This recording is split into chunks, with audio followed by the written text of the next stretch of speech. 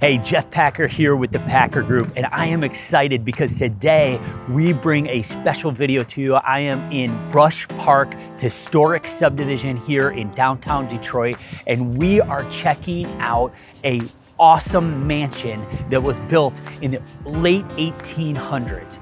The city of Detroit is known for its resiliency, and this mansion has seen it all. I can't wait for you guys to take a look at it. Let's go check it out.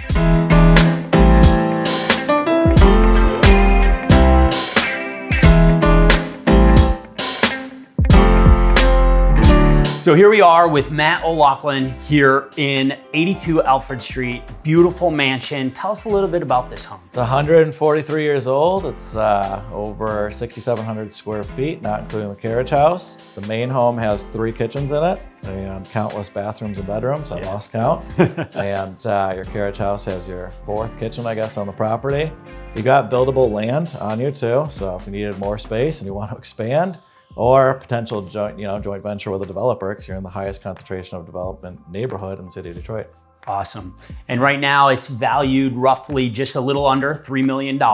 Yeah, under $3 million. The land would be sold separately. Great price for this size house. Well, tell me about the 143 history, right? So it was built in 1879, right? 1879, correct. And it's got a kind of a prestigious background. Who's owned it? It was lumber barons. So the Whitney family, they also built the David Whitney building downtown. There's another Whitney mansion on Woodward. It's now turned into a historic restaurant. So I know when David Whitney's son owned the property, he had made an investment into really returning this back to what became a really popular style of Victorian architecture, which is called Queen Anne. Maybe tell us some of the characteristics about that. Sure, you've got kind of the Gothic Queen Anne turret there. Yeah. It's one of only 10 Victorians left in the neighborhood. Okay. All the rest have been razed. Yeah. You've got all the original woodwork in really great shape in the home. That's 140 years old. And I think I also saw that back in the 40s, when there was a big rush for the auto industry and people coming in to work, it sounded like this was also then owned at that point and turned into like a boarding house. Yeah, a lot of the historic mansions, they were just so large that people didn't know what to do with them. They couldn't heat them. So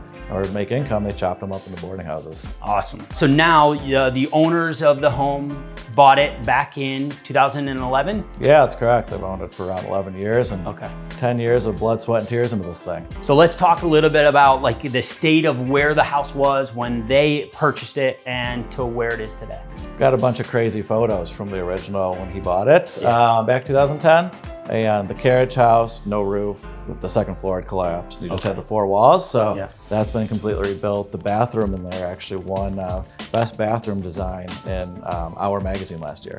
Awesome. So really cool bathroom. What about inside the house? Because there's a lot of original woodwork, as we can see, but what other things have they done to kind of restore the charm of this mansion? The woodwork was a task, but it's in great shape. It was never painted on, so that's great to see. He's converted, restored a bunch of bathrooms in the home, and then he's added 2 additional kitchens. So the 4th floor is its own apartment, and then the 3rd floor has a brand new kitchen as well. He rents some of the rooms on Furnish Finder to traveling medical professionals, and that helps pay the bills. Could be a great Airbnb opportunity, kind of cash flowing investment for someone.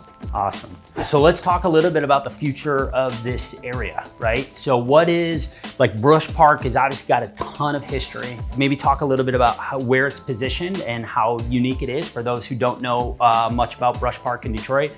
And then also maybe specifically what a perfect buyer for this home could be. Sure, Brush Park is situated right in between the Central Business District and Midtown. It's going to have the highest concentration of residential development happening right now. We've got a 100-unit project happening a block over, all new retail, bar, restaurant space popping into the neighborhood. And then you've got a brand new arena right across from us. So it's going to be the most vibrant neighborhood in the city of Detroit when it's all said and done.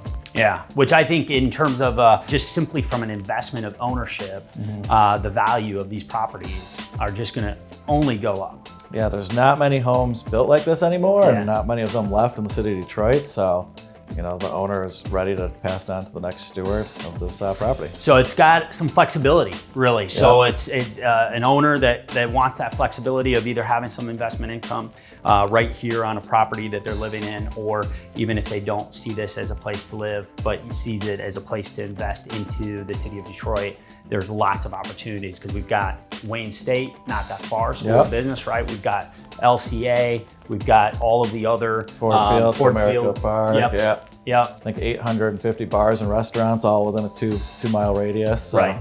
And lots of public transit that's super helpful for people if they're going to live half in this a block area. off the queue line here. Yep. Awesome. Matt, thanks for having us out to the home and hosting us. Matt's the listing agent, and so in the description we'll have links on how to get a hold of him. And if you got more questions and interest about this home, we'd love for you to check out and talk to Matt. This is a very unique opportunity to own a historic piece of real estate in the city of Detroit, and we hope you look to capitalize on that.